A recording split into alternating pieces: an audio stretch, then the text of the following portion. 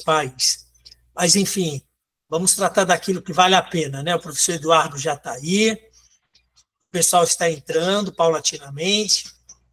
Nós vamos, né, fechar esse momento com a aula do Dr. Everton Belenati, especificamente para vocês, alunos nossos matriculados já na turma. Acho que isso faz com que nós mantenhamos aí um controle muito maior. O Eduardo já está aí, o Dr. Everton também. E nós teremos, inevitavelmente, hoje, né, um momento muito significativo, onde o Dr. Everton vai tratar sobre a importância da perícia forense no direito penal e processual penal.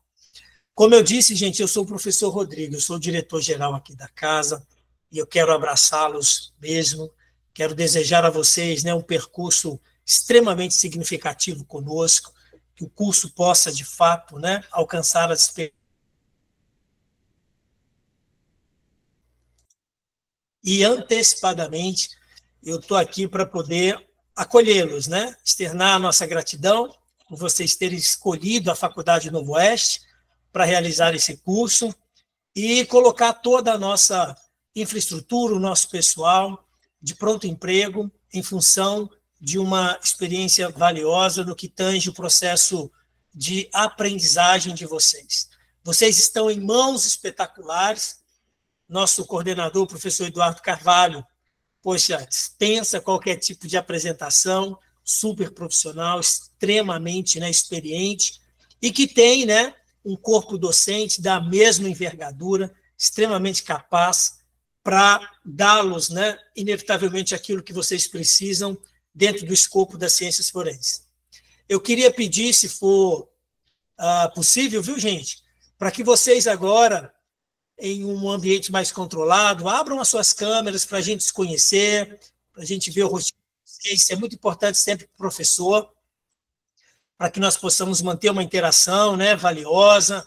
Estou vendo que já tem bastante gente aí, Eduarda, Michele, Natan, o Dinantes, a Iesca, né, eu acho que é a Iesca, se eu pronunciei certo, Natan Santos, aí, ó, Elis, Wagner, Lucinaldo. Vamos abrindo essas câmeras para a gente se conhecer, até porque, a partir de então, a Faculdade de Novo Oeste, né, torna-se um pedacinho aí dos fazeres de vocês, e é muito bom a gente saber quem são os nossos alunos. Por isso que eu, enquanto diretor-geral, faço sempre questão de abrir as nossas aulas inaugurais, e mais do que isso, viu, gente? Eu estou no grupo de WhatsApp com o coordenador do curso, com o nosso time de secretaria, com a Vitória Maciel, a consultora que trouxe, né, vocês até aqui. Eu faço questão de acompanhá-los muito de pertinho para que nós consigamos alcançar sempre as expectativas de vocês, tá bom? Então, sejam muito bem-vindos. Dr. Everton Belenati, gratidão pela sua disponibilidade, pela parceria, tá bom? Vias por professor Eduardo Carvalho. Eu quero deixar vocês agora bem à vontade, viu, professor Eduardo, para você, inclusive, apresentar o nosso palestrante da noite, o Dr. Everton, e agradecê-los mais uma vez, viu, gente, pela presença e pela confiança de vocês. Estou certo que nós teremos um percurso extremamente significativo de aprendizagem aqui na Novo Oeste, por meio do nosso curso. Combinados? Tudo bem? Sejam muito bem-vindos. Vamos nessa para a gente aproveitar da melhor forma possível essa noite que está iniciando, né, para todo mundo. Professor Eduardo Carvalho, por favor, fique à vontade, meu caro. Muito obrigado, meu amigo, posso chamá-lo assim, né? O nosso professor doutor Rodrigo, que é o cabeça da instituição, ombreado aí com os trabalhos da instituição com o Luca, o André, a professora Mônica, né, que está aqui no grupo também conosco, a Vitória e toda a sua equipe, né, equipe grande, muito competente, que nesses anos, ao longo de 5 anos, né, que o curso está funcionando, né, tem dado todo o apoio de forma irrestrita, né, acreditando no projeto que tem dado certo e estamos agregando valor nessa caminhada. Eu, em primeiro lugar, quero dizer que eu me sinto muito honrado em fazer parte desse time, né, que é a instituição Faculdade Novo Oeste. é uma das melhores instituições do Brasil e eu me atrevo a dizer que é a melhor. Ela está a cada vez mais crescendo porque é especializada em cursos de pós-graduações.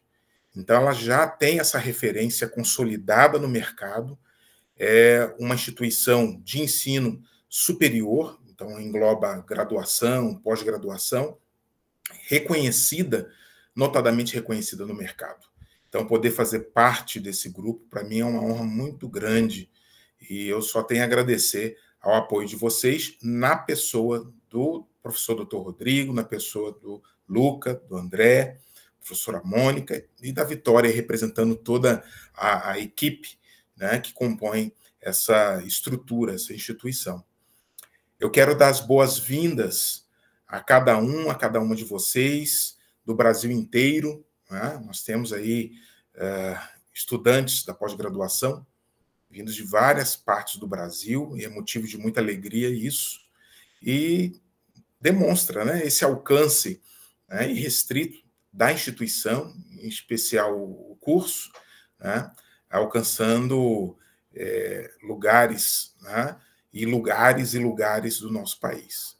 Isso é muito bom, muito importante. Essa noite nós teremos a grata satisfação de receber o Dr. Everton Bellinati, esse amigo, né, que eu tenho também de longa data. Nós trabalhamos juntos à época numa outra instituição, né, e agora afastados dessa instituição, mas unidos pelo trabalho, pela amizade, e é um profissional extremamente competente. Eu, quando o convidei, não tive dúvidas, né, em relação a isso. Um profissional, um dos melhores profissionais na área do direito penal e processual penal do país, né? As demandas que ele pega são demandas gigantes, de muita complexidade, requer muita responsabilidade e principalmente competência. E ele tem sido, assim, essa tem sido a marca, né, do trabalho do Dr. Everton.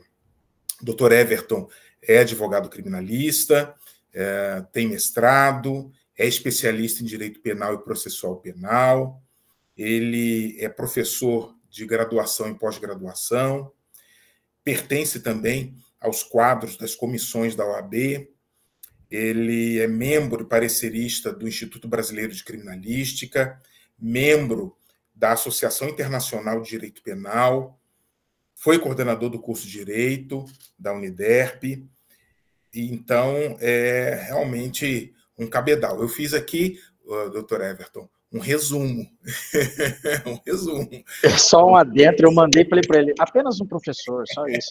Ele que estendeu aí todas essas qualificações, isso é o que eu falo, não vale nada. O que vale a gente poder ministrar e compartilhar. E tem muito a compartilhar. É um profissional que tem uma carreira ilibada, né? Nós que estamos acompanhando o trabalho dele há muito tempo, trabalho sério, né, e de perto, vemos a seriedade e a competência desse profissional.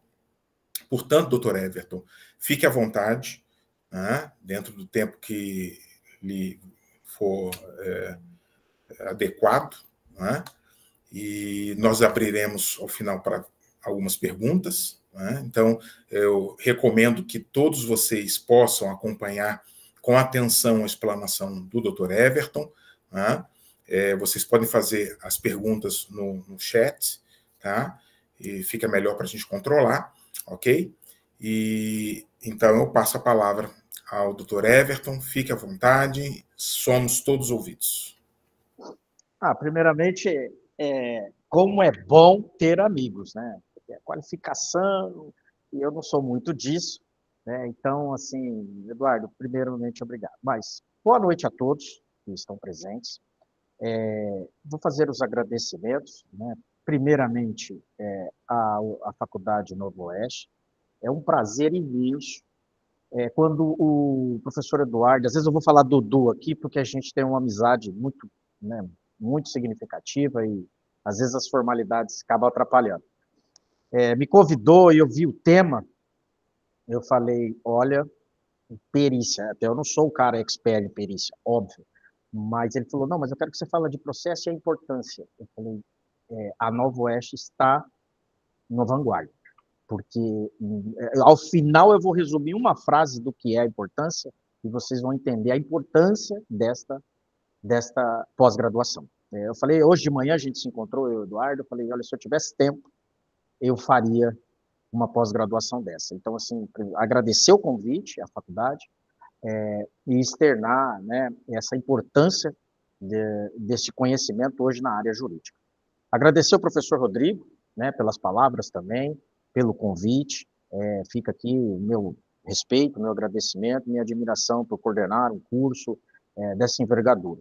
Agradeço também à professora Mônica, né, que entrou em contato comigo, foi muito solícita e me ajudando nas questões aqui de logística, porque eu sou meio negócio de internet, o Eduardo sabe aí como eu não sou dos melhores. Também agradecer aos professores que irão ministrar, o professor Luca, desculpa, né, que estava aí também presente, né, e aos professores que irão ministrar a aula nesta pós, né, agradecimento a todos aí que estão compartilhando conhecimento. Mas eu faço um agradecimento especial, professor Rodrigo, aos alunos que estão presentes. Eu sempre falo, os alunos são protagonistas. Sem ele, nós não estaríamos aqui. Então, as estrelas da noite são eles. Não é nem eu. Eu acho que nem o professor Eduardo, nem o professor Rodrigo, nem o professor Luca, são eles as estrelas, né? Que estão aí para compartilhar conhecimento. Porque a gente faz uma palestra dessa, às vezes uma pergunta você acaba até pensando, sabe, Eduardo fala, rapaz, como eu nunca pensei nisso, sabe? Então, compartilhar conhecimento é de uma gratidão imensa. Então, meu agradecimento a todos os alunos aí que estão disponibilizando o seu tempo, né, ter paciência, enfim, para a gente poder ministrar essa palestra. Eduardo, a palestrante é assim, né? Vou colocar os slides aí, eu peço até para o pessoal, já habilitaram, e aí aquele cara vem com a palestra, Eduardo, de 150 slides. Aí o cara fala, meu Jesus amado, né? Aonde eu estou, né? Nesse... Mas olha só, pessoal, temos 24 slides, a minha programação é 50 minutos, se for rodar 60 minutos, é muito, para a gente trocar essas informações, falar um pouco do que é o processo penal, direito penal, porque eu sei que é um curso multidisciplinar, então temos que fazer uma passagem histórica, lembrar sobre qual é a importância dessa perícia dentro de um processo. Então vamos entender processo, as mazelas do processo penal brasileiro, do mundo, a dificuldade da criminalidade, né, porque essas perícias serão provas de absolvição, condenação. Então, eu vou fazer essa passagem e, posteriormente, aí, finalizando com a importância da perícia no direito penal, as considerações finais, e acho que a gente deve aí encerrar num período breve, pelo menos de 45 minutos. Beleza, pessoal? Tem um pouquinho de paciência, porque eu ainda estou pegando o timbre da coisa, sabe, professor Eduardo? Mas já peguei. Clica em F5. Então, mas o meu notebook, esse novo da Dell, não tem F5. Eu falei isso com a Mônica. Olha só, os caras tiraram, até os de conectar mudou tudo, enfim. Professor. Embaixo tem uma, como se fosse uma bandeirinha, doutor no cantinho ali, professor, onde tem o mais e o menos, do lado dele tem um quadradinho que é para ativar o modo da apresentação. Isso mesmo. No canto inferior direito. Você fala aqui, né? Do lado do menos. Na partezinha vermelha. Isso aí mesmo. Aí é só mexer com as setinhas. Fechou? Perfeito. Já está no modo apresentação. Então tá. Então, pessoal, vamos, sem delongas, vamos iniciar. Então, eu vou fazer uma contextualização, primeiro, do que é o processo penal no Brasil. E, historicamente, vou trazer ele, chegar no Brasil, e aí, com as reformas que a gente está tendo, isso a prova é inserida. Bom, a primeira pergunta que a gente sempre faz é para que o direito penal, né? Essa é a grande máxima. E a gente sempre fala, o sujeito, qualquer sujeito está sujeito a cometer um ilícito. Fala assim, não, mas eu não, de jeito nenhum vou cometer um ilícito. Olha, professor Eduardo, eu já vi cara no meu escritório falar, eu amo, mas eu mato. Aí você fala, bom, se esse sujeito ama, mata quem ele ama, É lógico que qualquer sujeito está propício a cometer um ilícito. E o ilícito penal carrega o ser humano desde a sua nascença. Né? Eu sempre falo na sala de aula, Caim matou Abel. E também falo mais hoje, pensando em perícia, se Caim tivesse perícia, talvez não seria condenado. Né? Então, o direito penal ele vem de longas datas da humanidade. E também o processo penal lida com o direito penal, e o processo penal lida com a liberdade.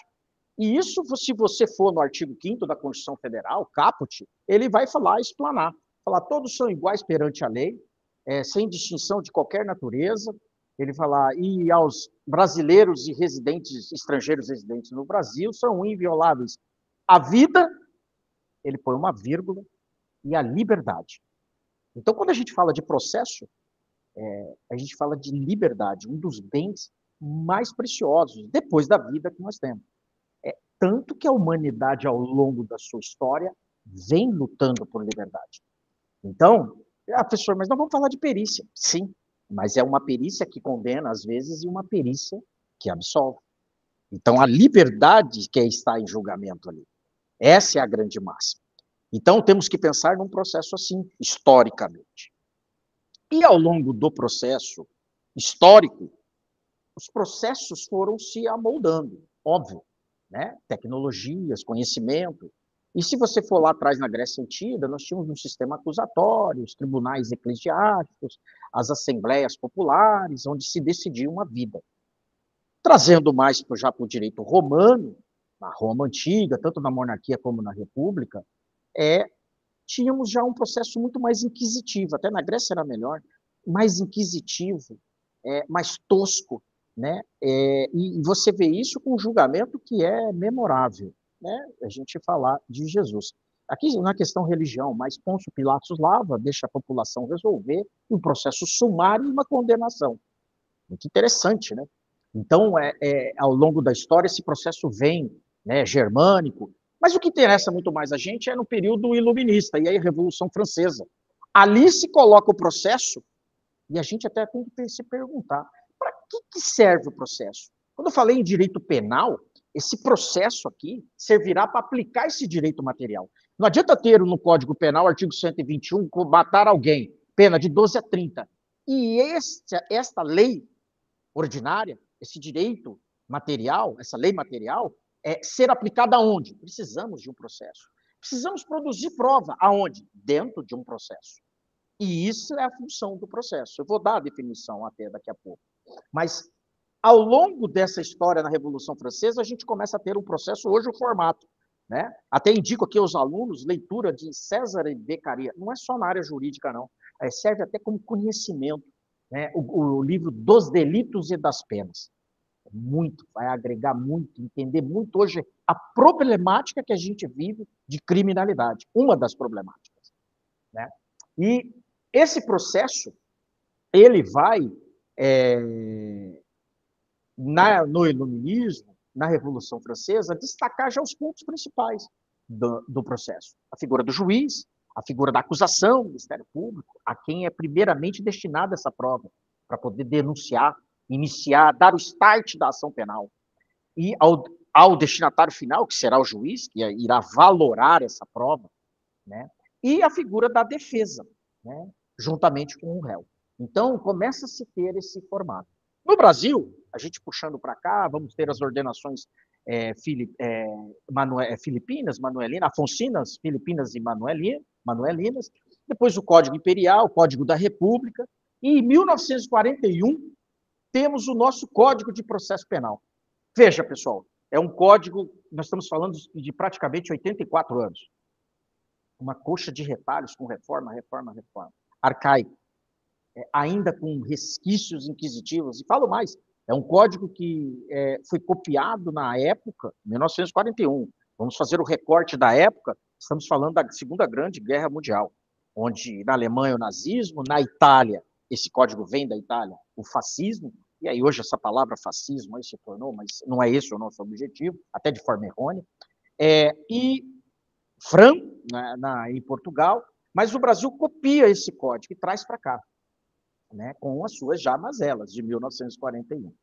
E de lá para cá vence esse código, 1988, a nossa Constituição Federal, né, e ali já se dá um start da presunção de inocência, né, o artigo 5º, inciso 57, de suma importância para o processo criminal. O cara, eu até falo, as pessoas falam, mas a presunção de inocência, esse cara cometeu o crime, até quando não baterem na sua porta. Eu tenho vários amigos que são críticos, e quando alguém bateu na porta dele e se viu investigado ou processado, eu quero o melhor advogado, eu quero o melhor perito, aqui, ó, a melhor perícia, quero produzir todas as provas possíveis. Então, assim, quando batem na sua porta, se é um filho seu, se é um pai seu, se é um parente seu, se é alguém próximo seu, se é você, a situação inverte. Então, a regra tem que ser para todo mundo. E o que nós temos hoje na Constituição Federal, e vê bem, eu também faço um recorte aqui, viu, professor Eduardo, porque a maioria das vezes as pessoas veem o advogado criminalista como a figura de que defende o bandido. Não, eu não tenho bandidos, pessoas que cometem crime como de estimação. Não. São clientes que me pagam para ver suas garantias, defender o processo. Eu vejo falhas no processo onde o Estado que erra, não é culpa minha. Né? Até uma máxima, quando fala, mas o advogado soltou. Não, nós não soltamos ninguém. Né? Quem solta é o juiz, a caneta é dele. Eu tive o poder de argumentação, né? O poder de demonstrar o estudo, né? E mostrar onde está o erro. Então, assim, o direito, a gente tem que pensar ele de uma forma desde quando até quando isso pode vir a ficar ruim para mim. Né? Mas o processo, e aí esse código de 1941, com suas coxas de retalho, olha, nós estamos falando de 1941, nós temos hoje provas digitais, nós estamos falando já de inteligência artificial. Né? Você imagina isso em 1941? Não. Então, veja a problemática que nós temos. Mas, enfim, é o que nós temos aqui como processo. E esse processo, hoje, ele se faz de alguma forma, que eu vou tentar, eu não coloquei nos slides, mas de alguma forma explicar para vocês entenderem como é a produção de uma prova, né, a investigação primeiro, a produção da prova em processo, depois a sentença, os recursos, depois o cara vai cumprir pena. E mesmo cumprindo pena, eu vou trazer aí, o sujeito poderá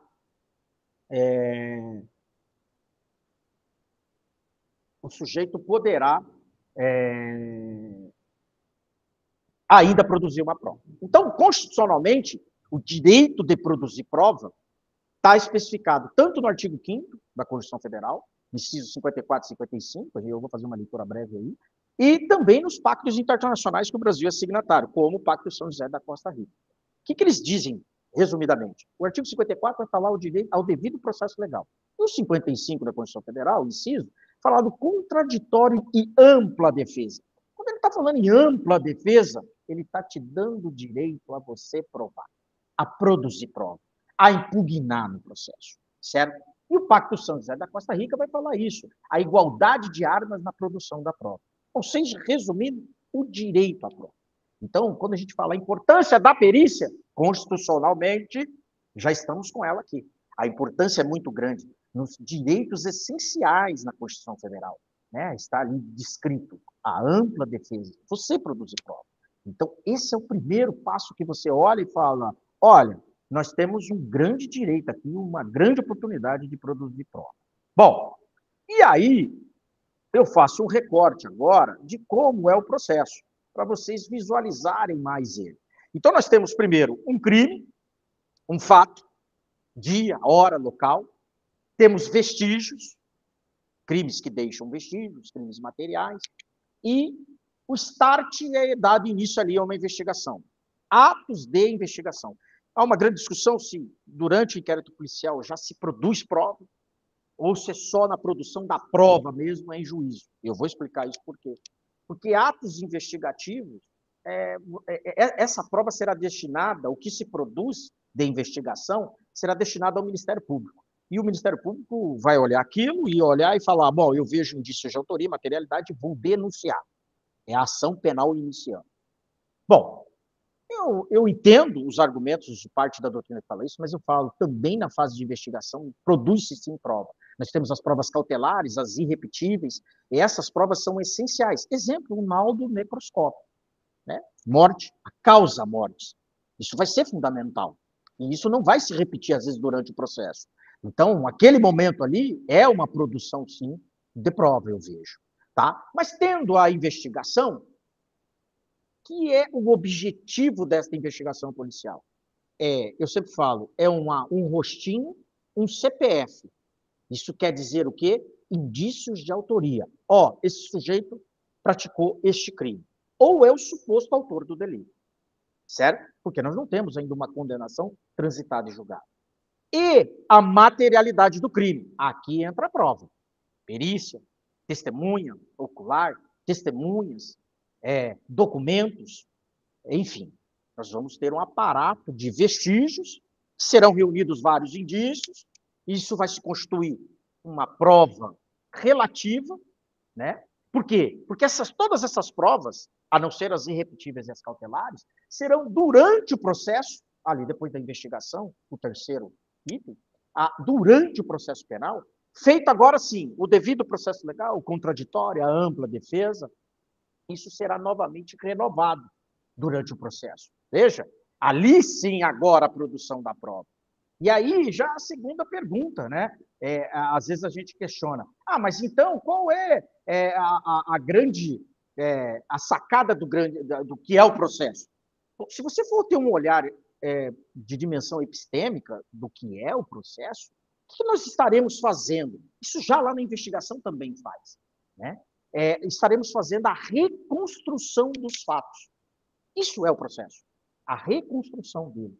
Né? E é importante agora, nesse momento, tema da nossa palestra, a perícia, sim, na reconstrução desses fatos. Por quê? Porque nós temos provas. Testemunhal, por exemplo, é frágil. Muitas das vezes, vocês já devem ter ouvido, se não ouviram, procurem pesquisar, muito interessante, falsas memórias. Alguém me lembra aqui o que almoçou domingo retrasado. Eu lembro que eu almocei domingo retrasado porque foi meu aniversário na segunda e eu fiz um almoço com os meus pais. Então, eu lembro que eu almocei. Mas dificilmente, às vezes, você vai lembrar. Coisas de semanas. Você imagina um fato aconteceu hoje e vai ouvir você daqui 3 anos no processo? Falsas memórias, né? A prova documental, por exemplo, ela pode ser manipulada. A gente sabe disso. Então, você olha a perícia e fala assim, bom, o que seria, então, essa perícia? É um padrão de confiabilidade, né? Esse padrão de confiabilidade, até hoje de manhã, eu conversando com o professor Eduardo, eu falei, até merece, hoje no Brasil, né, um critério mais de admissibilidade dessa prova, como é nos Estados Unidos, a comunidade europeia. Né? Nos Estados Unidos tem um caso emblemático, também vocês anotem, depois procurem, o caso Daubert, de 1993. Assim, essas outras nações, outros países, a perícia, depois de feita, ainda é passada, né, por uma revisão, com testes, enfim, para dar confiabilidade. Então, quando a gente fala durante o processo essa reconstrução dos fatos, já aí é o segundo passo que a gente fala a importância da perícia, né? É de fundamental. Eu brinco, é os óculos do juiz, é a lupa. Quando a gente fala em lupa, é exatamente isso, né? É buscar aquele detalhe, né? É ciência, é ciência. Agora, no final da tarde, eu estava falando com um amigo, as provas digitais hoje. A gente vai falar isso um pouquinho mais à frente. Mas o que é o seu celular hoje? A casa é asilo inviolável, a gente sabe que para entrar precisa de mandado de busca e apreensão, emitido por um juiz, reserva legal, isso se chama um juiz que deve assinar o mandado de busca e apreensão, e em casos extremos de flagrante, prestar socorro, ou em caso de desastre, ou se alguém te convidar. Eu sempre brinco que essa hipótese não está na Constituição Federal, mas também. Mas, você olhar hoje o seu celular é a extensão da sua personalidade. Às vezes o cara passa o dia inteiro na rua, volta em casa só para dormir. Já pararam para pensar isso? A vida dele está dentro do celular. Ele chega em casa, dorme, no outro dia ele levanta, trabalha. E a vida dele está no celular. Fotos, arquivos, documentos, tudo, banco. Então, assim, a casa é asilo inviolável, o telefone é asilo inviolável. Aí você fala, mas por que eu estou falando disso, professor? Porque provas digitais. Busca a apreensão, pega esse telefone, coloca num saquinho, leva para a perícia, abre. Aliás, depois eu vou até contar mais à frente, que eu já vi barbaridades em telefone o cara fazer. Então, durante o processo, a importância dessa perícia é iluminar o processo, né? Dar confiabilidade, objetividade, é uma prova técnica. E na execução penal, não tem nada a ver, às vezes as pessoas esquecem. O que é a execução penal? Depois desse processo Chegado ao fim, o juiz vai dar uma sentença. O sujeito recorre até o STF. Transita em julgado. Aos leigos, o que é transitar em julgado? Não cabe mais recurso. Agora você vai para a penitenciária cumprir pena. Ok. Começa a execução penal. Seus direitos lá serão assegurados. Você vai ter saída temporária, progressão de regime, enfim, vários benefícios dentro da penitenciária. Direitos até. Direito à saúde, direito à família, né? Enfim, isso é assegurado na lei de execução penal. Agora, você olha e fala, mas o que tem a ver? Bom, eu estou até num caso aqui colocando específico, às vezes eu vou colocar casos específicos meus, porque você acaba trazendo a vivência, né, e a prática para vocês visualizarem em que o sujeito está condenado, lavagem de dinheiro, corrupção, peculato, enfim. E já não fui eu o advogado no processo, mas ele veio me procurar, falou, professor, ele me conhece até, falou, eu estou agora cumprindo, vou cumprir pena, transitou, julgou meu recurso lá no STF, vai baixar aqui a guia de recolhimento que chama, GR, vai expedir para a vara de execução penal, mandado de prisão, e eu tenho que cumprir pena de 9 anos. Falei, não, complicado. O que tem para fazer? Falei, olha, muito difícil. Mas nós temos um recurso no processo penal que chama revisão criminal, mesmo depois de morto. O sujeito, a família, né, ele não, mas a família pode propor contratar um advogado e fazer a revisão criminal. Nesse caso específico, eu discutindo com ele, ainda não analisei o processo, mas discutindo com ele, ele falou, professor, é o seguinte, aqui o peculato, isso pode ter, tal, não sei o quê, mas a lavagem de dinheiro não teve. Passou um dinheiro na minha conta, mas esse dinheiro não tem uma origem ilícita. E aí, requisitos do direito penal, não vamos entrar nisso. Mas qual que é a grande questão da prova? Eu falei, olha, me chamou já a atenção. Eu falei, bom, então agora, o que você tem que produzir é uma prova pericial. Tem que contratar um perito e fazer uma perícia contábil na sua conta e demonstrar que esse dinheiro não tem origem ilícita. Ah, professor, mas isso que vai adiantar? Bom, você com a revisão criminal, o artigo 621 vai falar que se uma nova prova você trouxer e for caso, pode até absolver. No caso dele, não vai absolver dos outros crimes, talvez. Mas da lavagem de dinheiro, sim. Essa pena que era de 9 anos, a pena base da lavagem é 3 anos. De 9, cai para 6. Ah, professor, mas e daí? Bom, 9 era regime fechado, agora ele no 6 já está no semi-aberto. Semi-aberto, ele coloca a tornozeleira eletrônica, vai só dormir lá e sai o dia para trabalhar. É um benefício? Muito. O que tem de novidade nisso? A prova pericial. Então, veja, até em sede de execução penal nós podemos falar de uma prova nova. É muito interessante. E essa prova, como é que vai ser feita? A perícia contábil. E o curso aqui oferece o quê? A definição, vocês vão entender durante o curso o que é as perícias, para que serve, né? E os tipos de perícia, isso é de suma, mas suma importância. Bom, isso está tão evidente no Código de Processo Penal que o artigo 158 vai trazer. Quando a infração deixar vestígios, olha o termo, será indispensável o exame de corpo de delito. Direto, no objeto, na pessoa, ou indireto, provas testemunhais. Não podemos suprir a confissão do acusado. Eu até lembro, sobre confissão, né, eu sempre conto isso, porque nós passamos lá pela Revolução Francesa, mas na Idade Média, e ainda hoje se discute muito essa confissão, na Idade Média, Dudu, se caçava bruxas, né? Existe até um manual de caça às bruxas. Existe isso para vender, e era da época. Né? E até hoje eu não encontrei uma bruxa. E quantos não morreram na fogueira? Veja o que é importante o processo penal, o direito penal. Quantas pessoas não morreram?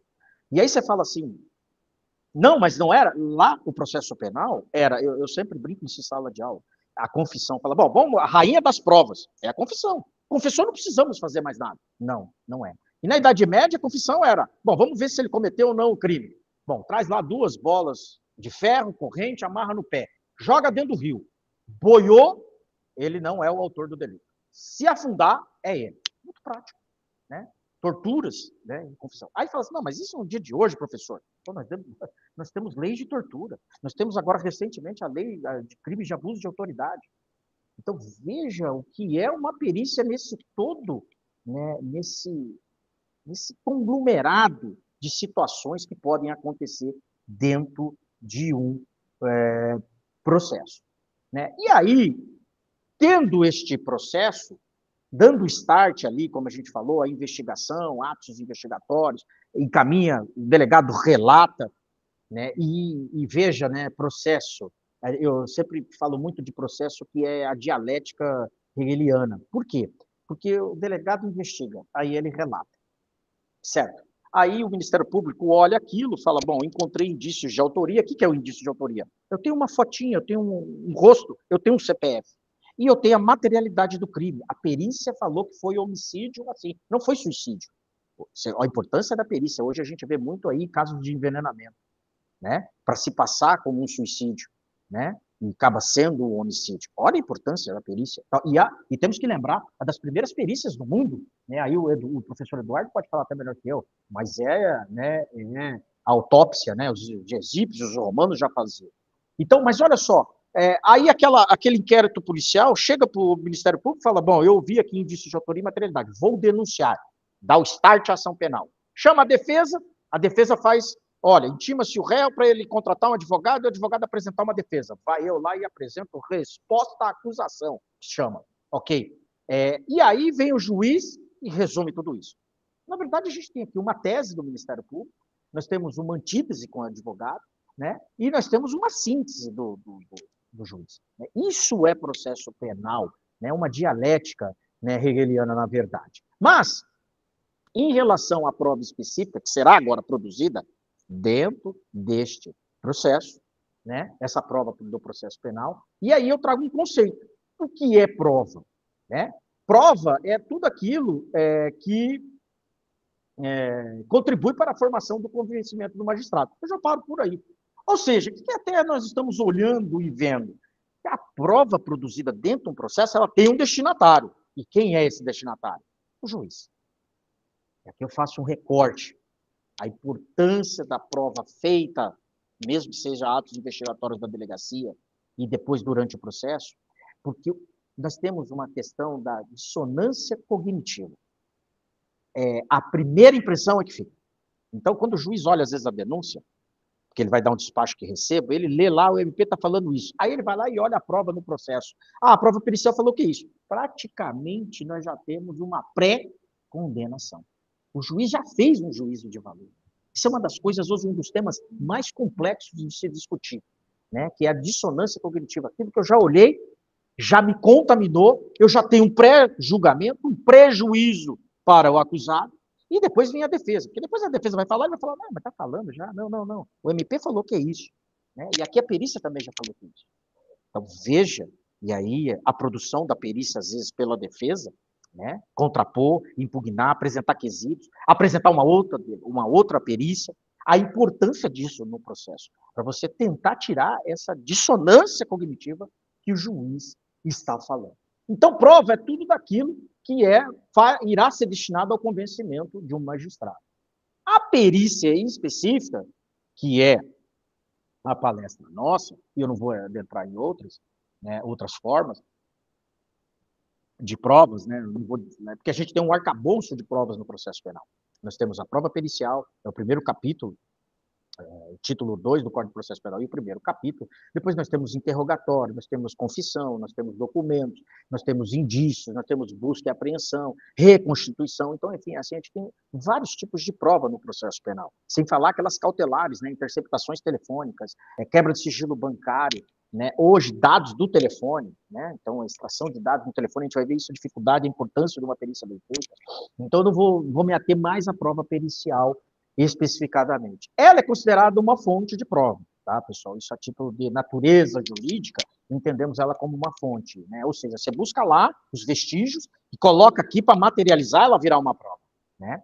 Então, e a fonte de prova, e um conceito também ali, eu paro já, é tudo aquilo que está apto a oferecer um resultado ao processo judicial, né? Então, é aquilo que você traz, documenta cientificamente e objetivamente esta prova é apresentada. A perícia é nada mais do que até um filtro das arbitrariedades que ocorrem no inquérito policial. A pessoa fala, não, mas ocorre, professor.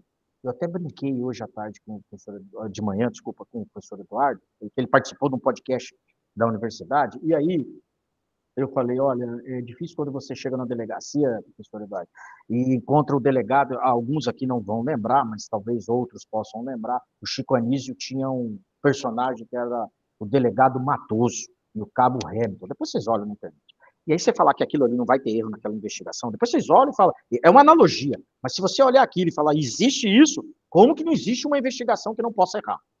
Então, a perícia acaba sendo um filtro dessas barbaridades e irregularidades. Isso é muito interessante. E este processo, eu sempre falo, já desde lá da investigação, o foco do processo penal, investigação e processo, é indícios de autoria e materialidade do crime. Novamente, é o rostinho com o CPF e nós temos aqui a prova, a materialidade do crime. No processo vai chamar até de justa causa. Esta prova é o que busca, é destinado ao juiz e busca o que eu estou trazendo ali agora no slide, a busca da verdade real. É um princípio processual. Mas eu questiono muito, porque vocês vão entender. O que seria a busca da verdade real? Buscar aquilo que é real, o que aconteceu. Mas vocês acham que isso é real e que isso acontece? Muito difícil. Como eu disse, a dialética hegeliana, o delegado, quando ele investiga, ele relata esse inquérito e ele, ao relatório dele, ele tem uma percepção. Manda para o Ministério Público denuncia. A denúncia do Ministério Público é com uma percepção dos fatos. Vem a defesa, contesta, impugna tudo aquilo, com outra visão e concepção. Vem o juiz ao final, pode condenar, absolver, com a percepção dele.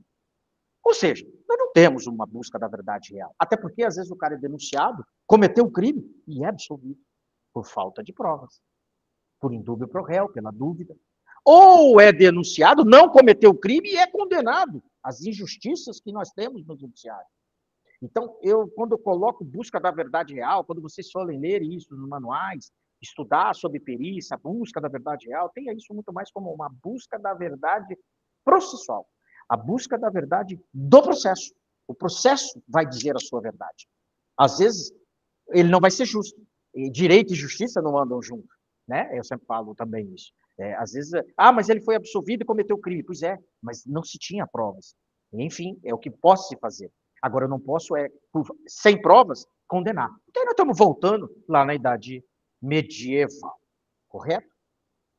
Bom, em relação a isso, na linha do tempo, aí para vocês agora definirem, entenderam o que é processo, a execução penal, para que serve o processo, essa fonte de prova, aonde que está, o capítulo, o artigo que fala. Agora nós vamos pensar como linha do tempo. Então, nós temos a ocorrência de um crime, né? A ocorrência desse crime, a coleta de vestígios, né? E aí essa parte de investigação, e aí a investigação faz a perícia criminal, realiza a perícia. Vamos aqui, a necroscópica, crime de homicídio. Aquilo vem para o Ministério Público, que é a historinha que eu contei para vocês, o MP olha aquilo e denuncia. E qual é o grande fundamento dele? A prova cabal, a importância da perícia, o laudo necroscópico. Está ali, a autópsia feita, causa mortes, envenenamento. Não foi suicídio. Quem foi? A investigação disse que foi tal pessoa.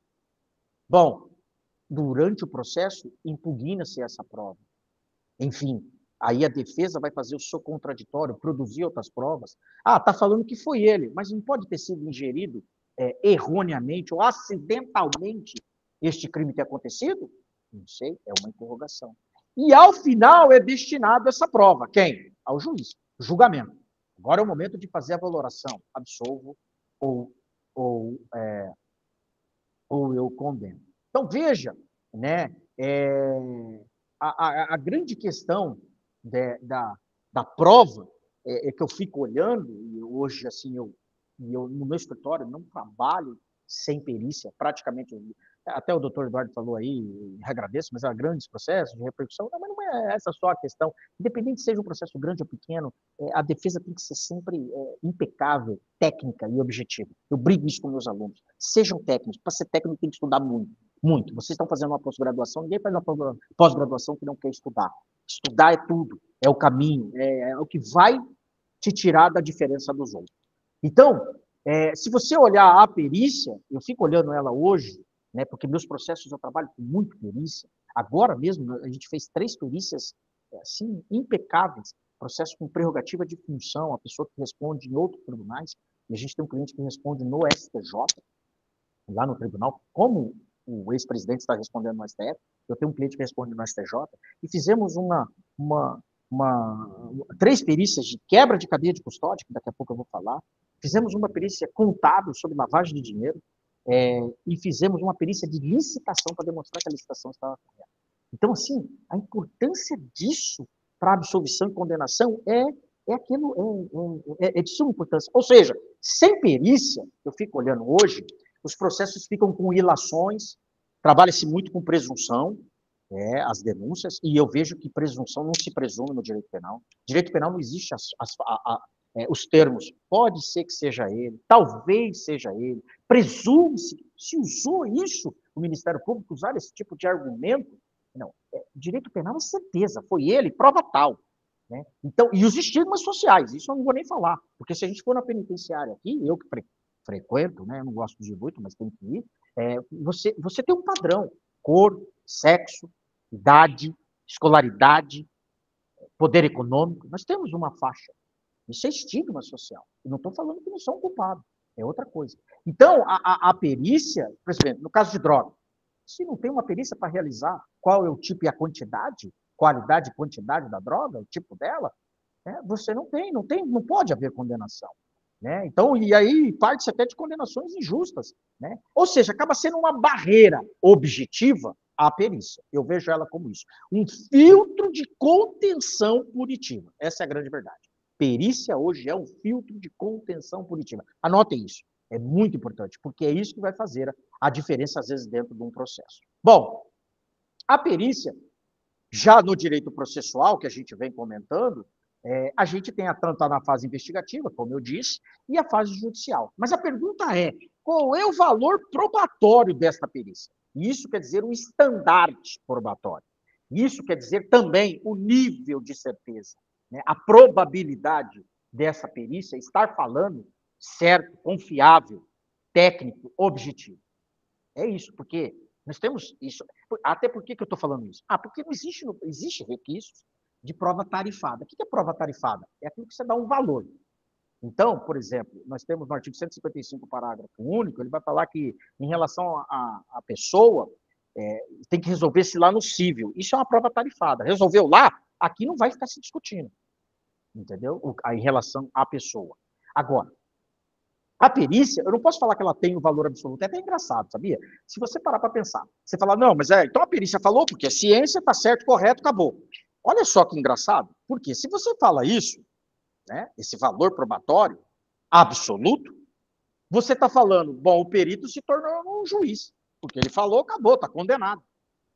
Não é esse o papel da perícia. Né? E não tem perícia que tenha valor probatório. Eu sempre falo, a perícia tem seu valor especial. Diferente das outras provas, como eu disse aqui, a testemunha é manipulável, falsas memórias, o documento pode ser corrompido. Né? A perícia, se o perito, isso é primordial, for imparcial, ético, descrever realmente aquilo que você tem uma prova muito especial. Então, por isso, aí o nosso tema, a importância da perícia forense no direito penal e no processo penal. É de suma importância. Né? E isso vem até no artigo 155, que ele vai falar, o juiz formará sua convicção pela livre apreciação da prova. Ele pode apreciar com a sua consciência. Porém, produzida sobre o contraditório judicial, não podendo fundamentar sua decisão exclusivamente elementos informativos escolhidos na fase de investigação. Lembra lá o inquérito policial? A investigação, a colheita, os vestígios que foram ali, indícios de um, indícios de outro, fizeram isso. Por isso que durante o processo nós temos que repetir. Por isso que a prova produzida durante o processo é a prova principal. Por isso que a perícia produzida lá, sempre com o contraditório, é importante. E isso fica claro até com as limitações, porque o juiz também, como eu falei, ele não tem um valor probatório, o juiz também não está adstrito a essa perícia. Né? Mas a ausência, em determinados casos, pode gerar nulidade. Exemplo clássico, a gente dá, mas também você vê como é relativizado, o caso da Elisa Samúdio. Por quê? Ela, o goleiro Bruno, na época, foi acusado de homicídio, condenado. Mas nós não temos o corpo. né? O laudo microscópico. Não é, acho que até ela foi declarada, né, já não está mais viva pelo judiciário, mas não temos o laudo microscópico. Eu brinco com meus alunos, se aparecer a Lisa Sabudi na televisão, você não surpreende. Ah, professor, mas como? Eu falo, mas você tem o laudo microscópico? Não. Ah, não, mas a justiça falou. Sim, falou, mas ela também não tem a certeza. Ela falou porque é regra jurídica, que tem que falar, olha, a pessoa já está no tanto tempo, tal, então declaro morta. Mas eu não tenho laudo microscópico. Então você vê que assim, gera nulidade, mas também pode ser condenado, né? Então, e essa perícia é de suma importância aí, como eu já venho dizendo. Do ponto de vista processual, né, prova científica submetida ao contraditório. O artigo 159 assegura às partes o direito de apresentar quesitos. Olha o contraditório e a ampla defesa, princípios constitucionais de direito. Aqui você está produzindo prova. Né? E o 181 ainda fala, ó, possibilita a realização de nova perícia, quando o juiz tiver dúvida. Né? Ou seja, é um equilíbrio. Né? Não tem a verdade absoluta, mas ela é um filtro de contenção das barbaridades, das injustiças, enfim, do que pode acontecer de errado dentro de um processo. Bom, o marco jurídico da perícia forense, no início lá eu tinha dito o artigo 158, né, o título 2 do Código de Processo Penal, o capítulo 7, se não me falha a memória, vai trazer das provas. E ali a gente tem a perícia. E o artigo 158 vai trazer isso, exatamente isso. Né? Quando a infração deixar vestígio, será indispensável o exame de corpo de delito direto e indireto. Não poderemos suprir a confissão do acusado, como já dito. Alguns princípios ligados à prova pericial é de suma importância. Ela é indispensabilidade, sem perícia não há prova técnica válida, né? Então é importante, é indispensável. Aqui um terceiro conceito, que a importância da perícia forense no direito penal e no processo penal, a indispensabilidade. O exercício do contraditório e da ampla defesa, quando você produz a prova, quando você impugna, ou quando você apresenta quesitos, você está exercendo um princípio constitucional do contraditório e da ampla defesa. Aliás, está se privilegiando a produção da prova, o direito de se produzir prova. Né? Não calar a parte contrária. Eu sempre falo, o Estado, com todo o seu aparato, né, polícia, judiciário, Ministério Público, é muito grande em relação ao acusado que contratou apenas um advogado e vamos lá no defender. É muito maior essa estrutura. A gente sempre briga, as garras do Estado não é brincadeira, não. Veja, deixa de recolher os impostos. Né? Tem até uma frase americana que fala, os impostos e a morte são coisas certas. Então, assim, a imparcialidade, e aí aqui questão de ética, né? O perito oficial como auxiliar da justiça, isso está descrito no artigo 277 do Código Penal, é um auxiliar da justiça, ele deve ser imparcial, sob pena de cometimento de crime, né? Peculato, enfim, outros crimes aí. E a importância da medicina legal como elo direito e ciência.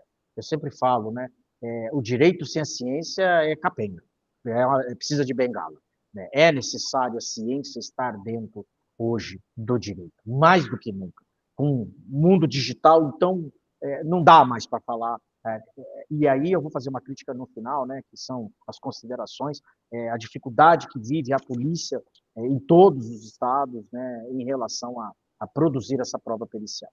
E aqui aparece essa palavrinha que eu já tinha falado antes, que é a cadeia de custódia. Né? O que é a cadeia de custódia? Então, olha só, para vocês entenderem, e aí com o pacote anticrime veio o artigo 158A até o 158F, veio no pacote anticrime e inseriram dentro do Código de Processo Penal o chamado cadeia de custódia. Essa cadeia de custódia está relacionada diretamente à perícia. E que no linguajar até de alguns professores eu vejo, e é muito interessante isso que eu vou trazer, o que é essa cadeia de custódia? Pense numa corrente em elos. Né? Então, o que o código descreve? O policial que achou a prova, o perito que veio coletar, o policial que levou essa coleta no saquinho lá, a data, o celular que colocou no plástico, lacrou, isso tudo é a cadeia de custódia. Né? Isso é importante? Sim. Mas por quê, professor? Porque isso traz o quê no linguajar nosso forense? Confiabilidade. O Estado foi lá, pegou o projétil, colocou dentro de um saquinho, lacrou, nome, dia, hora, levou para a balística, quem abriu, quem recebeu, tirou foto, quem que realizou a perícia, dia, hora, isso, aquilo, quem fez o laudo, quem colocou, quem levou de volta. Isso é cadeia de custódia. E aí, professor, mas o que tem a ver com a perícia? Tem a ver com o seguinte, o STJ nosso, Tribunal Cidadão, está enroscado com isso. Por quê? Porque você acha que as perícias estão preparadas, a polícia como um todo, para essa cadeia de custódia? Lembra o delegado Matoso, que eu falei lá do Chico Anísio? Depois vocês olham. Você acha que não encontra, e aqui não é crítica pejorativa, tá, pessoal? É uma crítica construtiva, que a gente precisa melhorar. É o que eu falo, não estou falando de inteligência artificial, e não estamos conseguindo fazer cadeia de custódia. E isso gera o quê? Nulidade. Eu vou trazer aqui para vocês.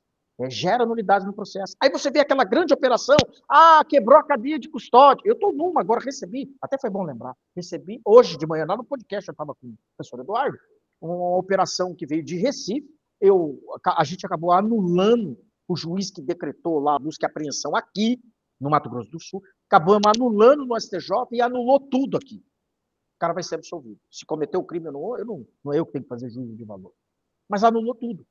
Né? Então, assim, anulou e aí, poxa, perdeu tudo. Pois é. Né? Erros acontecem, são seres humanos, mas nós precisamos aprimorar. Então, a cadeia de custódia seria isso, dentro da prova pericial. Né? É quem vai pegar, quem vai guardar, quem vai levar, tem que documentar. Né? E a gente ainda, nós, aí todo com o judiciário junto, ainda está aprendendo a fazer isso.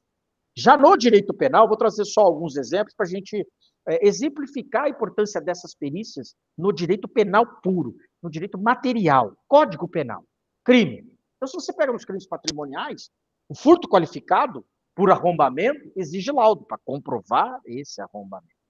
Nos crimes contra a vida, a gente já vem falando o exame necroscópico, provar a causa. Nos crimes sexuais, aqui uma exclamação.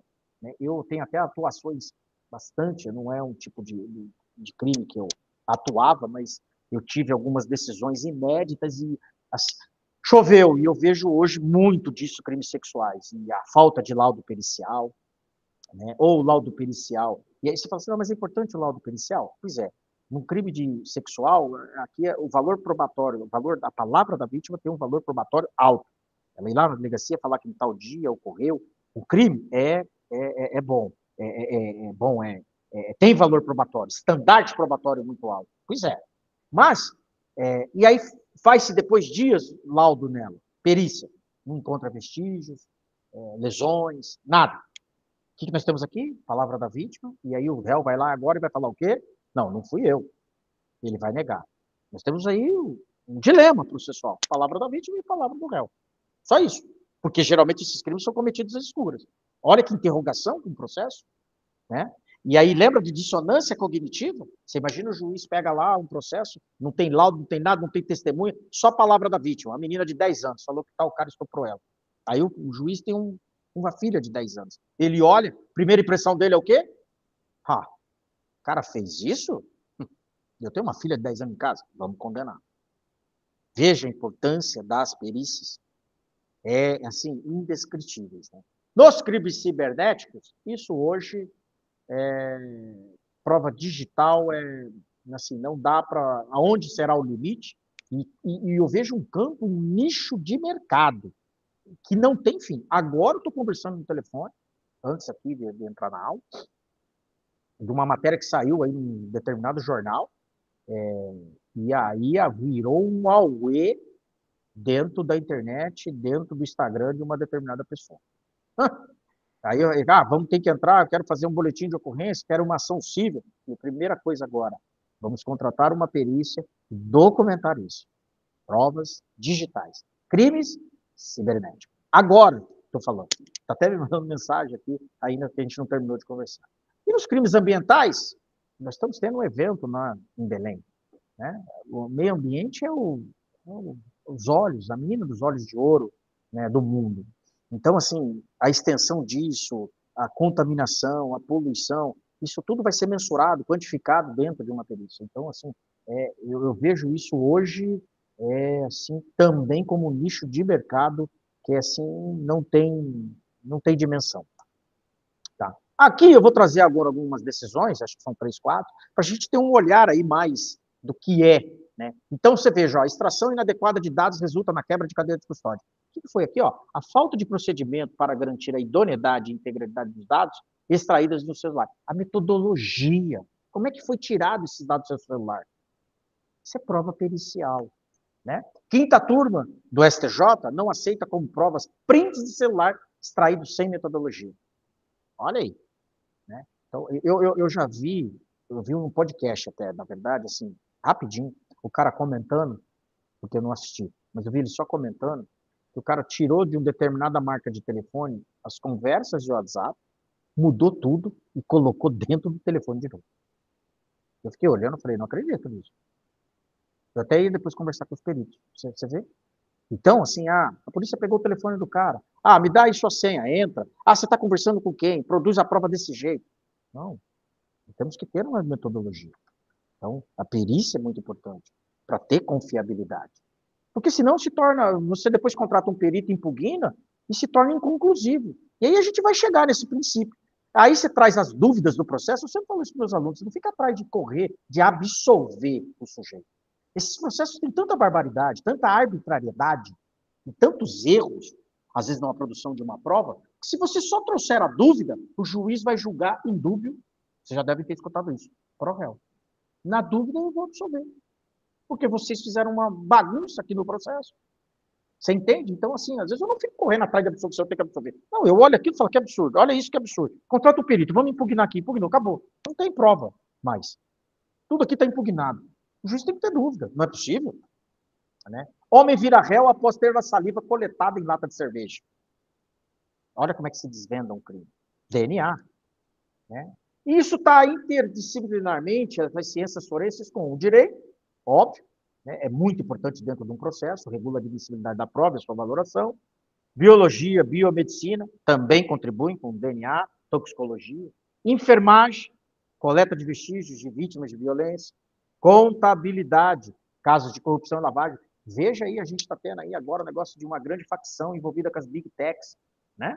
Então, lá a Faria Lima. Como é que vai mensurar isso? Só contabilidade. São valores astronômicos. Advogado, olha, isso eu não consigo nem entender. Então, por isso, o técnico, o expert, né, para poder desmistificar isso, ele faz a linguagem dele chegar acessível à perícia. Física e química, né, são aplicadas em balística, explosivos e construções. Fonoaudiologia, perícias, né, identificação, principalmente interceptações.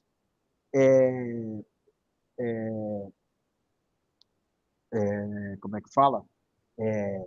Interceptações telefônicas. Bom, alguns casos emblemáticos, você vê a importância da perícia. Eu trago aqui, quem é mais antigo, o professor Eduardo vai lembrar, né? Eu até brinco, nessa época era o Fernando Collor de Mello, o presidente da República, eu até votei nele, foi a primeira vez que eu não votei nele, mas foi a primeira vez que eu votei, e aí teve o caso PC Farias. Então, aqui alguns casos, links para depois vocês, a título de leitura, é muito bom porque você enriquece o seu conhecimento.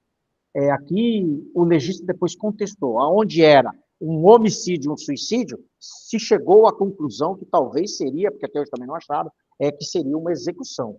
Né? Então, foram mortos os dois e não apenas um homicídio e um suicídio seguido de suicídio. Caso, né, Mércia Nakashima, aqui eu trago, porque aqui tem um detalhe da perícia que é impressionante. A perícia aponta alga da represa em sapato de ex de Mércia Nakashima. Aqui também foi, na época, se falou muito em ERB, estação rádio base de telefone, começou já a se falar sobre isso, perícia, ele teve nesse caso. Foi encontrado um sangue no sapato, mas um detalhe que chamou a atenção foi que uma alga da represa onde essa menina foi morta, foi encontrada essa mesma alga no sapato na casa do sujeito. Olha que detalhe da perícia. É impressionante. Você pode alegar, não, professor, mas o cara ia lá na represa? Sim, não estamos falando que por causa da alga já condenou, mas é um indício, é uma prova, e vai juntando com outra prova, com outro indício, isso se torna uma prova mais robusta, que pode levar, no caso aí que é um homicídio, o tribunal do júri, 7 jurados vão lá e falar, não, é esse sujeito que cometeu. Tá? Caso Isabela Nardoni, né, aqui também, né, eles falavam que teria sido alguém entrado dentro do apartamento, e a perícia constatou aqui vários detalhes, né, a asfixia, o corte na cabeça da menina, 2 fatores importantes. A redinha que era no prédio, essas redinhas de prédio, ficou marcada na camisa dele. né? O sapato exatamente igual ao número dele que tinha em cima da cama, né? Até o formato do solado. Olha que detalhe da perícia. Então, assim, a importância dela. Caso Suzane von Richthofen, né, também ela falava que era um latrocínio, que os caras entraram lá dentro da casa, teriam matado, roubado e matado, e depois chegou à conclusão, através das perícias, que seria, na verdade, ela, né, um homicídio, né, junto com os irmãos Cravinhos lá. E aqui o caso dos Estados Unidos. Né? Aqui eu trago até a importância da investigação, a advocacia investigativa, o provimento da OAB, então aqueles que são da área do direito, de produção da prova. Eu sempre falo, o advogado já tem que estar produzindo prova e investigando. Não quero que ninguém saia aqui como Sherlock Holmes, eu virei investigador. Não, não é isso, mas na medida do possível, você ter o olhar aguçado, contratar uma perícia, estar junto e tentar produzir essa prova. Depois vocês dão uma lida, procurem no Google aí o quarto 348, no caso do Texas. Mas, a grosso modo aqui, porque era um texto grande, eu ia trazer, porque é muito interessante. Mas, a grosso modo, é um sujeito que estava num quarto e 3 outros sujeitos no outro quarto do hotel. Um cara foi mexer com uma arma e disparou dessa arma. Atravessou a parede e matou o sujeito. E a bala entrou, o projétil, desculpa, entrou nessa linha que tem no corpo, através do saco escrotal lá e foi até o coração. E isso quer dizer, a perícia, na hora que esse corpo chegou, esse cara morreu, os 3 lá, o detalhe, tamparam o buraquinho do orifício da bala na parede com pasta de dente. E eles foram embora. Esse cara ficou agonizando e morreu. Aí o hotel provavelmente foi lá, devia ter acontecido alguma coisa, abriram com outra chave, o cara estava morto. Levado para a perícia, ninguém entendeu nada. Falou, mas como é que esse cara morreu? Todo dilacerado por dentro. Cadê o projétil? Onde que essa bala entrou? Onde que tem o sangue? Eles não acharam até, não tinha nem sangue, porque entrou na região escrotal e a pele entrou para dentro e ficou ali, não teve sangue. É interessantíssimo isso. Bom, investigação defensiva. A família contratou um agente federal junto com um advogado e eles fizeram a reconstituição do crime. Né? Então, veja né, a importância disso num processo, a importância da perícia, essa reconstrução todas do fato, chegar à conclusão que alguém tinha disparado uma arma no outro quarto. E aí, óbvio, por né, o check-in que todo mundo fez, os nomes dos 3, aí cada um foi ser interrogado e confessaram, olha, foi ele que atirou, e o próprio cara que era o dono da arma, atirou e chegaram à autoria. Então, isso desvendado através de uma perícia né, aí de reconstituição dos fatos. Bom, a gente finalizando, pessoal, até já chegamos aí quase 50 minutos, 40 minutos, 45 minutos. Qual é os grandes desafios e perspectivas? Bom, a gente tem, primeiro, aí vou fazer agora essa crítica, a falta de estrutura das perícias, isso é fato, né, no país. Talvez hoje o lugar que tenha uma perícia aí mais robusta, mais preparada, né, com ferramentas, é do Distrito Federal, e a Polícia Federal também fica lá. Né? Mas nos estados a gente tem uma grande dificuldade disso, né? Lugares que não tem perícia. Né? Então, por isso o expert ter conhecimento disso é muito importante. As questões éticas, né? Primeiro da imparcialidade, a segunda da cadeia de custódia, que eu já tinha mencionado para vocês, né? Esse elo, essa cadeia de custódia, vai custodiar essa prova, como vai ser feita, como deve ser feito esse cuidado. Os avanços tecnológicos, isso hoje, quem não está nisso está fora do mercado. Inteligência artificial, né, as análises de Big Data e genética forense. Tem até uma discussão disso, está no Supremo Tribunal Federal, o banco de dados genéticos, isso está com o ministro Gilmar Mendes, deve ter uns 10 anos ele não julgou. É uma problemática porque eu mesmo vejo que nos crimes de violência, que envolvem violência, deve ter um banco de genética. Isso aí, em outros países, nós estamos falando de 20, 30 anos atrás, os caras já tinham. Né? E nós estamos aqui ainda pensando se vamos ter ou não, apesar de já termos algumas informações sobre isso. E a importância, né? Isso é sempre fato da formação contínua, né, de diálogo entre especialistas e operadores do direito. É o que nós estamos fazendo, o que vocês muito mais estão fazendo com a pós-graduação. Né? Concluindo, ou seja, a perícia é indispensável para decisões justas, né? A efetividade da verdade real, e aí vamos colocar verdade processual, né? Reforçar a ideia de que sem perícia o direito penal pode, né? E fica cego, essa é a grande verdade, por isso até a lupa eu trago aqui, né? Então, ou seja, a prova pericial é essa ponte entre ciência e direito, preciso, obviamente, com todas as áreas multidisciplinares em volta dela, né? Fortalece o processo, né? Evita condenações injustas, é uma barreira, né? Protege o princípio de dúvida pro réu. Eu termino até com esse protege o princípio de dúvida pro réu, porque o cara fala assim, mas por que protege, professor? Eu sempre falo isso. Porque se você produzir uma perícia e ela for inconclusiva, trouxer a dúvida para o processo, o juiz vai falar o quê? Indúbio pro réu. Apesar que a gente usa muito indúbio, pau no réu, né? Mas a verdade é que o juiz deve absolver por ausência de prova, porque ou tem a dúvida da prova, e deve absolver em favor do réu. Isso assim, finalizando, pessoal, o que eu olho hoje, eu falei isso hoje para o professor Eduardo, né? E aí eu tirei uma máxima, assim, eu falei, o que pensar da perícia forense é que sem a perícia no processo hoje, isso é fato, o processo penal tende a caminhar numa escuridão. Isso é uma frase assim, eu fiquei pensando, eu fixei essa frase, porque eu falei, olha, eu pensei e falei, é uma escuridão sem a perícia. Ou seja, o nosso tema, a importância da perícia no processo penal e no direito penal, é fundamental, né? Sem ela, às vezes injustiças, barbaridades são gritantes e a gente precisa de uma luz. Essa escuridão não pode estar. E a perícia faz parte disso. É isso, pessoal. Agradeço muito a atenção de vocês. Espero ter contribuído de alguma forma para o conhecimento, isso é fato, né? Eu vejo vocês aí, quero que isso tenha agregado algum valor, né? A gente teve uma noção do que é o processo historicamente, para que serve o processo, para que é a perícia, alguns tipos de perícia, algumas decisões dos tribunais, né? A importância disso no meio multidisciplinar, né? E a importância sempre de uma pós-graduação, né? De peso como ainda mais na área científica. Isso fica muito evidente aqui, que eu retorno de novo a falar. Se eu tivesse tempo, talvez eu teria uma pós dessa, um olhar desse. Talvez até faça um dia, né, professor Eduardo? Vamos ver se volta a estudar, porque eu ando tão preguiçoso, né, que é muito trabalho, não dá tempo. Mas de que é importante você ter esse olhar científico, né, para o processo penal. Perfeito, professor Everton. Você pode sair do modo apresentação para que você possa nos olhar agora. Isso aí. Grande, doutor Everton. Eu falei para vocês, falei? Não faço propaganda enganosa.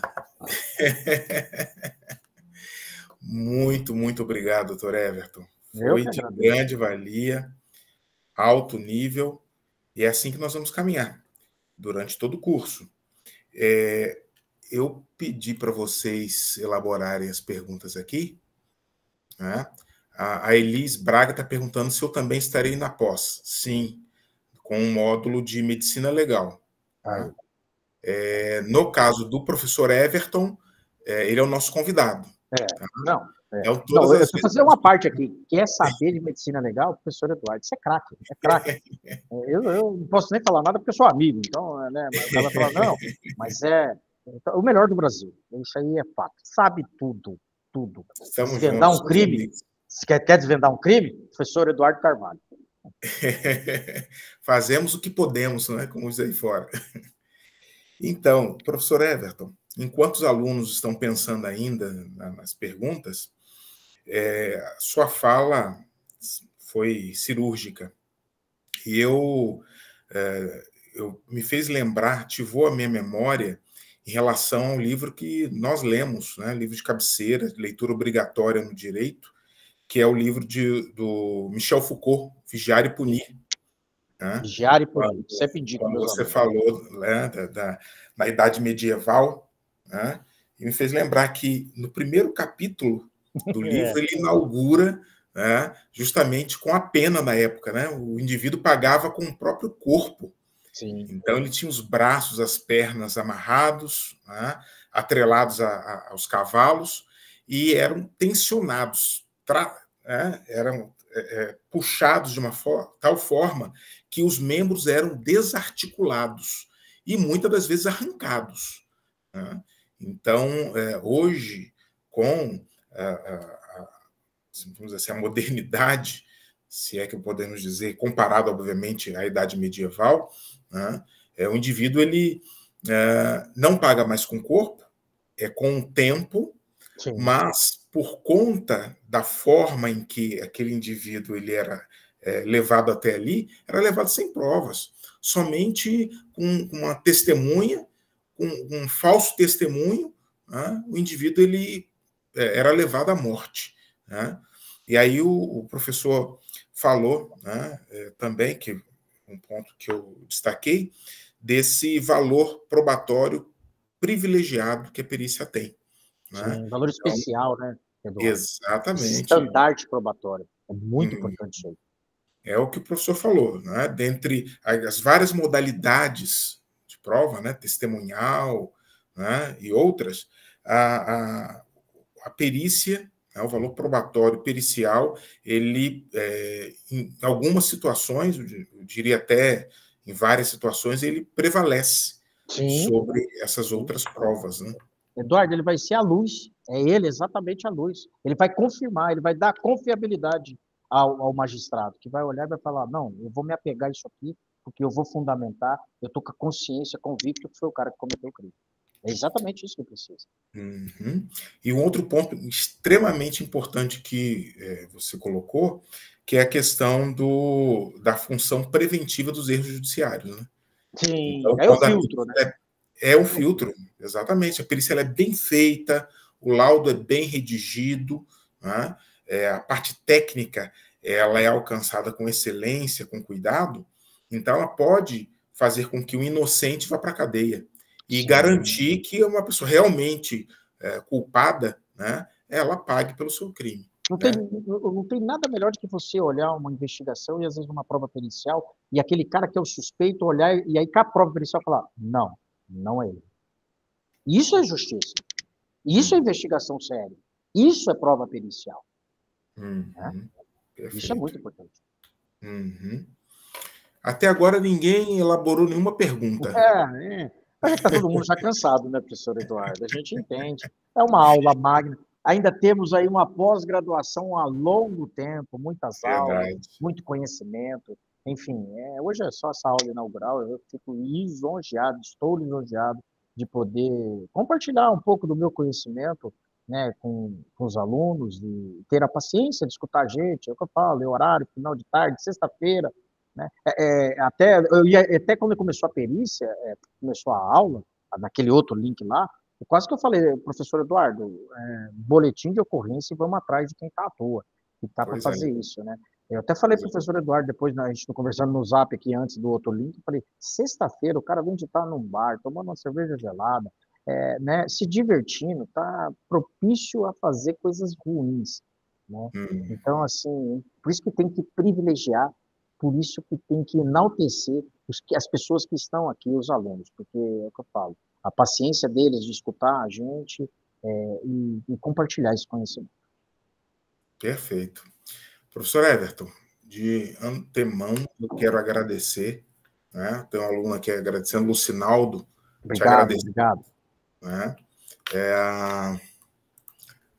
A Elis também agradeceu, né? Está agradecendo aqui. E as palminhas, nós vimos aqui. E as palminhas. Obrigado. Natan agradecendo também. Obrigado, Natan.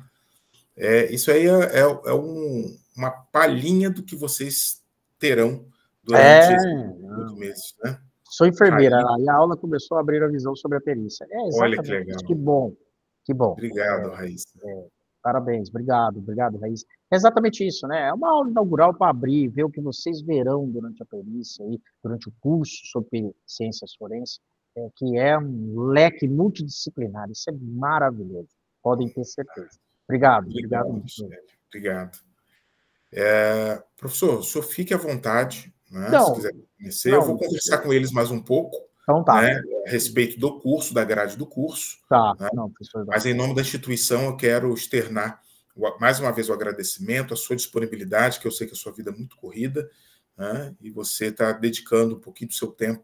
Mas para isso, compartilhar conhecimento, a gente tem que arranjar tempo, que é muito importante.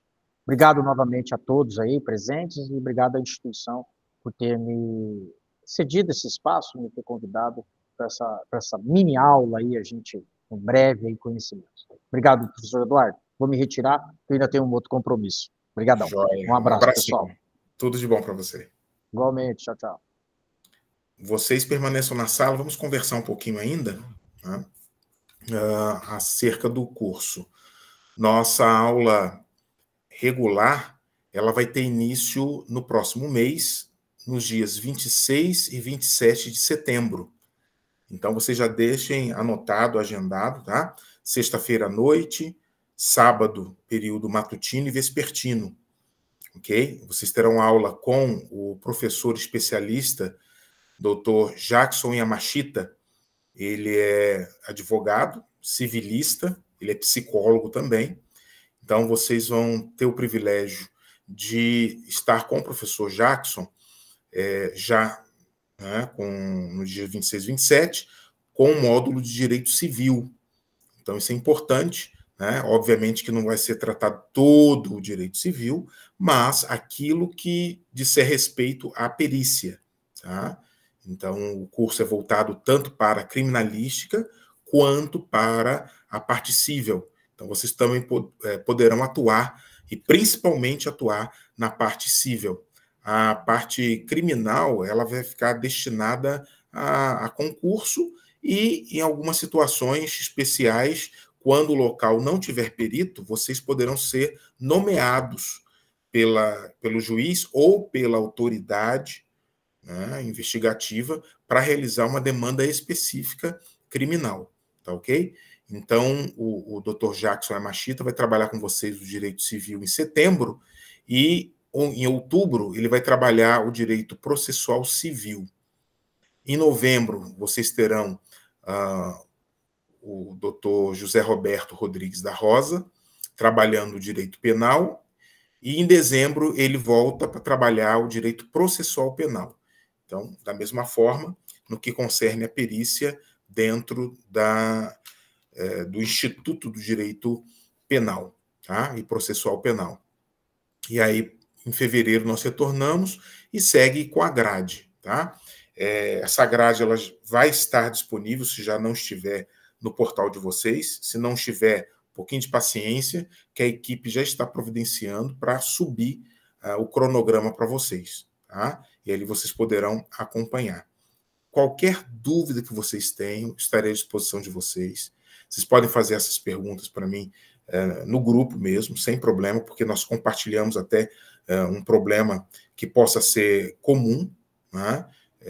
Ou a mais de um de vocês. Então, é importante que vocês façam essas perguntas, tirem essas dúvidas no grupo nosso de WhatsApp, e as respostas também virão ali da minha parte.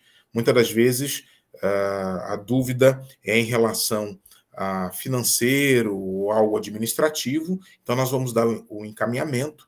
Nós contamos com a equipe administrativa e pedagógica no grupo também, e eles acabam por direcionar vocês naquilo que for necessário, tá?